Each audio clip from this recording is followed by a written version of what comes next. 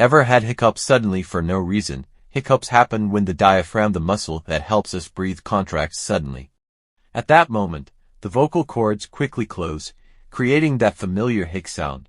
There are many possible causes, like eating too fast, drinking carbonated beverages, or sudden changes in stomach temperature. Even emotions like nervousness can trigger hiccups. Usually, hiccups are harmless and go away on their own. But if they last a long time, it could be a sign of a certain issue in the body.